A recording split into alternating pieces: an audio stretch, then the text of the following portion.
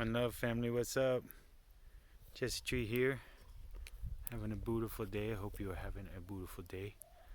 I'm just here in my garden right now, and I thought I'd share a little bit about some, sort of winter activities you can do to prepare your garden for the spring. We just had Imbolc yesterday, so spring is coming back very soon, and there's lots to do in the garden. Here I have a food forest design. You can kind of see all the fruit trees and stuff around me. That's an almond right there. Let's see, back behind me you can see a big apricot. There's some currant bushes. See my cob building back there in the back, cob fort. And so I'm getting ready for the season, posting up stuff for classes. We're going to be sharing about permaculture design. We're going to have a permaculture design course. We're going to have cob building classes. We're going to be doing our usual foraging, herbalism, superfood, socials, and what have you. So just want to let you be aware of that. You can check that out at our website, ziapermaculture.com. But right now I just wanted to show you a little bit about what I'm doing. I just pruned this almond the other day. You can kind of see it. The sun is there behind it. Pruned back a little bit of the leaves, and what I did is what we call chop and drop. So I took all of the branches and I chopped them into small pieces, and those wood lignins will go back to feed the tree. So it's a lot like breatharianism, and that this tree wants to feed itself. It makes its bodies out of atmospheric gases and the sun and the food from the soil.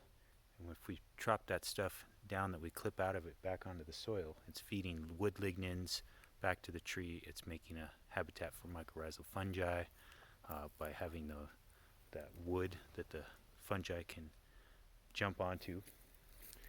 And so I'm just going through the whole garden now and just cutting everything back. You can kind of maybe see these plants we chopped back.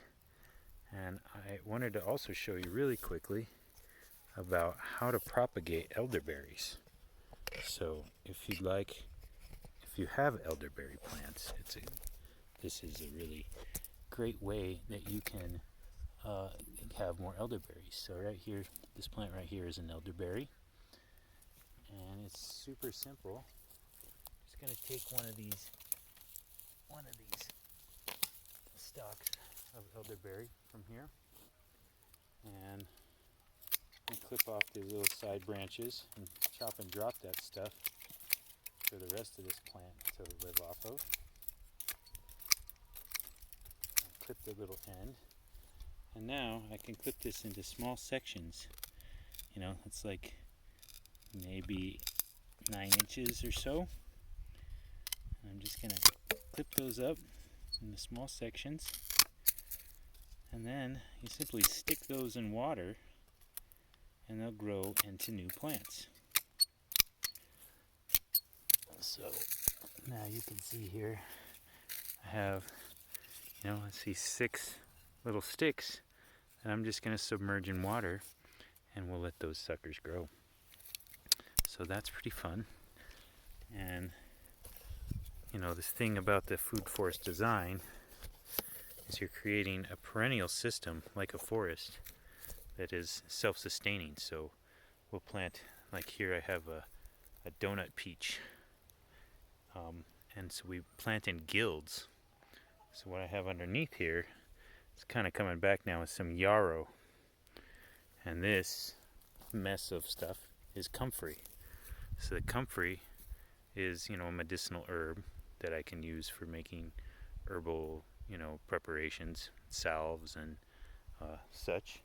And the yarrow is also a good herb, but the comfrey is a mineral accumulator, so it's going to feed this tree, and then the yarrow is a beneficial insectary plant, so it's going to be a habitat for beneficial insects such as lacewings and ladybugs and stuff like that. So it's all perennial system. We got things over here like goji berry and jujube date, and that's another goji berry. Got currant, it's a big almond in the background, a small apple here, more currants, pecans, elderberries. Over there we got some lavender and some sage.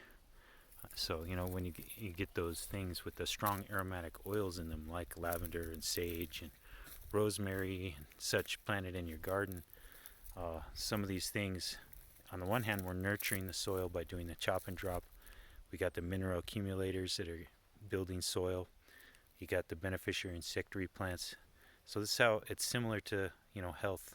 The health of the soil will relate to the health of the plant, and it'll be able to resist it, pest and disease. But also having things like the insectary plants, which will serve to, protect the trees and plants, as well as these things with strong aromatic oils that will kind of baffle some of those sort of pathogenic bugs,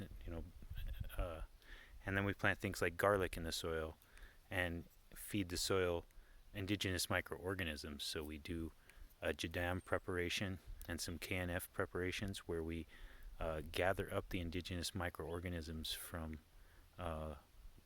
nearby and we propagate them out. In jadam you can just get a cup of potatoes, put it in a sock with a handful of good dirt that has mycorrhiza on it, has some good those white filaments that are fungal, and then like a tablespoon or a teaspoon of salt, and you put it in a bucket of water, and you can lay that down. And in the soil there's pathogenic bacteria and beneficial bacteria, and there's neutral bacteria. And if there's a predominance of beneficial bacteria, the neutral bacteria will entrain to that. If there's a predominance of pathogenic bacteria, the soil will neutral bacteria will entrain to that. So it's all about creating this beneficial microorganism habitat and feeding the soil. All plants put more than they take out of the soil back into the soil because, like I said, they make it from sunlight and atmospheric gases. So you could see the correlations to our body. When we feed our body good probiotics, good microorganisms, this creates better assimilation. You feed your body the good raw fruits, that are high in enzymes and biophotons and nutrient density, alkalis, and this makes your body more able to be pranic and to just work with the atmospheric gases and the cosmic rays and the sun and the earth. So there's a reflection here I just wanted to point out of food forest agriculture and perennial, permaculture, agroforestry, and health, and that you can propagate things from what's already in your system. So you already have everything you need inside of you to thrive to the highest potential possible, whether it's your economics or your relationship or creative endeavors or your health. It's all inside of you. You just have to propagate it, nurture it up, and it'll grow. So anyway, I hope you got something from this. I'm going to go put these things in water, and I'll take a little video of that in a couple weeks when they start sprouting leaves and roots. So, alright family, one love, be well.